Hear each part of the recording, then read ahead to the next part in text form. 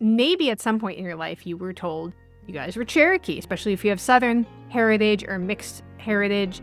You will hear this, or somebody was Native American, but we don't really have documents, or it's based on this picture, it's based on this story. I've gotten tons and tons of emails from so many of you who have had that situation in their family tree. I'm not above Googling stuff, searching Reddit, searching by any means necessary to get a little breadcrumb to follow to find my ancestors. Get some more information on the real story, because getting the real story is hard. So I want to take you through some of my documents in my family tree. Hi, you guys. This is a little bit of a different episode for me because we're going to kind of chat, and I want to take you through part of my family tree. And I also am still using my Zoom camera. All my other really nice cameras and lights are still in the closet. Ever since I stepped away from really doing YouTube, I'm heartbroken about having to do that. And I don't know. I just haven't pulled out all my stuff because I kind of threw it in the closet in anger. So I haven't pulled it back out. Hopefully this will be good enough. And I also have my MHA mug, Melungeon Heritage Association. I'm going to be speaking at the MHA conference this year. I'm doing it digitally, so if you can't make it to Virginia, I would love to have you join digitally, as I will be there digitally. And I can leave a link to that below so you guys can jump in with me. I want to talk about a line on my family tree that I've touched on a little bit. I know you guys have had a lot of questions about it. It's about this Native American side, finding Native American ancestry and kind of confirming things through paperwork, and what a pain in the butt that can be, especially for families like mine that are multi-generationally mixed. A lot of us connected from the Finding Lola series, where I was trying to find my great-grandmother Lola, her story. And as far as I had known at the time, she was Creole and had moved to New York and kind of tried to pass as white. And that's her dad's side. Her dad's side of the family is very Creole. Free people of color who were French, and that seems to be his culture, come from enslaved ancestors, like all of that. But her mom's side was hard and weird. And I want to kind of talk about that. Now, maybe at some point in your life, you were told you guys were Cherokee, especially if you have Southern heritage or mixed heritage. You will hear this, or, somebody was Native American, but we don't really have documents, or it's based on this picture, it's based on this story. I've gotten tons and tons of emails from so many of you who have had that situation in their family tree, or in their family. I grew up with that story too. My Grammy had told me that she thought her mom was Cherokee. She wasn't sure. And that was just kind of it. She really had no more information until I started digging, and I was able to connect with the Choctaw Apache tribe of Ebarb. And the reason I was thinking about doing this video is because, I don't know if it's focusing, Choctaw Apache Voices Volume 2. I am in this, and it means so much to me. It says on the back, it focuses on the history and culture of the Choctaw Apache tribe and some work from tribal members. There's paintings, there's stories. I had some poems that got included in here. And let me tell you, it meant so much to me to have something like this that I could hand to my kids and be like, okay, you can continue doing this work later. Got something to give you. And so Choctaw Apache is a community from Sabine Parish in Louisiana. They're really a Choctaw Apache community of Ebarb, but we'll get to that. And the reason most of you have never heard of them is part of the reason why I want to talk about it today. I want to give you a little context, because I feel like if you hear Native Americans in Louisiana, you might be thinking of the Huma or Chitimacha, which I do have descendancy from the Chitimacha, but they don't have an ability for you to enroll if your parents weren't enrolled and all of that. And my family clearly it was not a part of anything. They were doing everything they can to pass. So the Choctaw Apache aren't really the first community that's going to come to mind, and unless you're really deep in the genealogy world in Louisiana. So where they are is Ebarb, it's in their name, and also Zwolle is the bigger town nearby. And if you've never heard of these places, that's kind of the point. The reason that this community ended up there was a Spanish fort called Los Adayas. The Spanish had built it to keep the French out of Texas, and this whole area, all different empires just fighting for this land, this strip. And in 1773, the Spanish crown gave it up, and they ordered everyone to march to San Antonio. And the ones that survived eventually got permission to come back, but not to the fort, not to Los Adayas. They came back to land that was just kind of east where the fort was, and that's the land the community has been on ever since.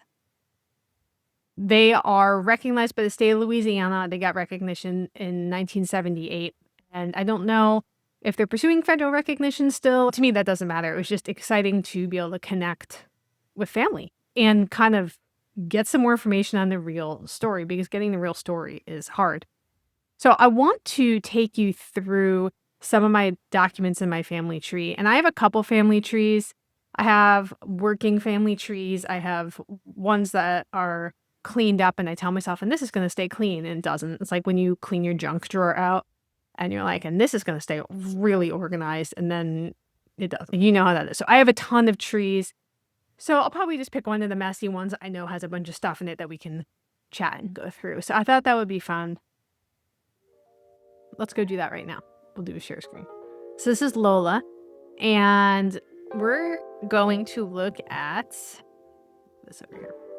So these are her parents, Alphonse, Perot, Creole heritage, French heritage, and we're going to do a whole episode on the Freedmen's Bureau because I found I think it was his uncle maybe in the Freedmen's Bureau, and I thought that was really interesting. I want to show you some of those documents, those post-Civil War Reconstruction era documents, and maybe you have some of those in your family tree and you don't even know it, so I'll show you those.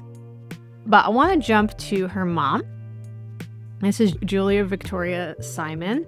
And what I'm going to do is I'm going to do some quick hops. I'm going to just kind of take you to where that Choctaw Apache line is. Now, there's a couple Choctaw Apache lines. Her mom, there's a million names here. And I put all the names that are in the census. That's what I do. But their last name is Padilla. Sharpine Evelyn Goins. And this is also part of my Melungeon family, the Goins family. But Sharpine Evelyn Goins, I want to show you some of her records, and then we're going to go back a little bit.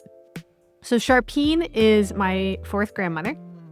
I did a couple videos showing how her and her family had been on the Dawes roll, and they were on and they were kicked off, and they were on there, kicked off. And it wasn't for lack of blood quantum. It was very political at the time, and I don't know if the video is on Patreon or maybe it's still on YouTube, but you can go and look that up. So this is her tribe was Choctaw, and her enrollment category was by blood. And I know that there's a lot of people talk about $5 Indians. People paid $5 to get on the Dawes roll so they could get land, all that stuff. That may be true, but it was not true for my family. Them getting kicked off was pretty crazy. And there were actually lawsuits, court cases about my family. And the discovery gave me so much information about them. And here she is. She's listed as half-blood here. When I hear half-blood, all I can think is the Harry Potter book, The Half-Blood Prince. So they were enrolled for a while, but the cards are really cool. And it says she was denied citizenship by the Choctaw and Chickasaw court. And just to say, the Choctaw Nation is different than the Choctaw Apache. And I'm sure there's tons of overlap, obviously, the surnames and things. And when she was on the 1850 census, she was actually listed as yellow, Asian, which she was not. She was Choctaw. So that's how she was listed. I want to show you her her death certificate. And so full name, Evelyn Padilla. But she's listed her color or race, they just wrote Indian. Listed her father, Jeremiah Goins, which took me down a huge rabbit trail, which was amazing. And her mother's last name. I'm going through Sharpine. So this takes me down my Melungeon line. The Drakes, the Goins, the Abshers.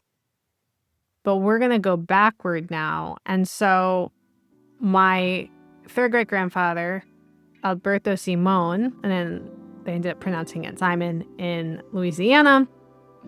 He is the son of Juan Simon and Marie Juana Cordova. And Cordova is one of the main last names in the Choctaw Apache tribe. And so is Procella. Her mom was a Procella, her father was a Cordova. And one of the things I literally did when I was researching was I was typing in these last names into Google, I kid you not, and their names, and just with Louisiana or with Texas. And I realized that family in this area at this time with these last names, and based on where they live, census records, all of that, I was like, oh my gosh, they're part of the Choctaw Apache tribe. And so I don't have all the stuff on here because I keep a lot of my stuff in folders, not on the tree, but this is really cool. So the Procellas are one of the main families that I found from Los Adayas. This was kind of one of the big keys that helped me unlock that connection to the family that I came across when I suddenly put all the pieces together. But I'll show you on here. I was looking for core family names. I have a lot of these last names in the family, but I saw Procel, Procella, Patty, Padilla. I was like, this is my family. And I had some other things too that made it really exciting to be able to put the pieces together, because we had the DNA, had the haplogroup, had the surnames, but then when I interviewed my cousin Audrey, she told me about the Metate Imano. Let me just type that in so you guys can see. Now this is not our Metate Imano. I do have a picture of ours. But my family has a Metate Imano. It was my great-grandmother's sister's because she stayed in Louisiana, so she got it. And it looked kind of like this. I'll open it up. Looked kind of like this. Mano, Spanish for hand, and the metate is the larger surface there, and was used for grinding the corn before it was cooked to make tamales. My cousin Audrey had said that she believed that this came through Texas from Mexico to the family in Louisiana, which makes total sense. That is one of the lines of travel that we see historically. We see them going through Los Adayas and into Louisiana, deeper into Louisiana. And so it was kind of incredible, because then I found out that the Choctaw Apache community of Ebarb, one of their main things is they make tamales, and they have the town Zwali, and they call them Zwali tamales. And oh my gosh, like all these little pieces of the family story were there, trying to pull all these threads and braid them really tight and make sure they don't get lost. I was super excited about this. Again, a lot of my documents aren't on here. They are in folders on my computer. But Nacogdoches, Texas, there was a road called El Camino Royal, which is the King's Highway, the King's Road that connected Nacogdoches to Natchitoches, Louisiana, where my family ended up most recently. Even if your family has been in a spot for a long time, it doesn't mean all of the ancestors have been in that spot for a long time, you know? So this is my great-grandmother's maternal line. And I had been studying her paternal line because they had such a deep history in the Creole community, but her mom's side took a little bit more work. The Creole community, I feel like, way better records, and the Catholic Church did such a great job of preserving things like that. But from the maternal side, it was more difficult. The Catholic Church was still there. My family went through the Spanish missions. Some of my family are buried at the missions still in San Antonio. It was a little bit more difficult to track things down. And I don't know how much of that was just that it was her mom's culture and not her dad's culture. I've wondered that. I don't know, or if it's because they were kind of like not only was it her dad's culture, but they were living in the place where her dad's culture was from. But this was super exciting to me to be taking all these little pieces and trying to figure it out. I'm not above Googling stuff, searching Reddit, searching by any means necessary to get a little breadcrumb to follow to find my ancestors. That's why being in this book, this Choctaw Apache Voices book, was so meaningful. I actually just want to read one poem in here because I feel like it's really relevant. It's just a couple lines that I wrote, and it's called Your Children. It says, ancestors, they follow you silent as shadows until the day they rise and show themselves in the faces of your children. So I just want to encourage you, wherever you are on your journey, looking for your ancestors, that they're with you and they're with us. And when I look at my kid and, see their features or the way they move or the way they talk or things like that, I do believe that we're seeing so many parts of the past that have just stayed with us and continue to be with us. Hopefully it was fun just kind of digging in a little bit to this. And I will leave a link to their book. I think the money goes to support the tribe. I'm not sure. I don't get it, but hopefully it goes to them. So I'll leave a link to that if you want to grab that. Otherwise, we'll talk soon.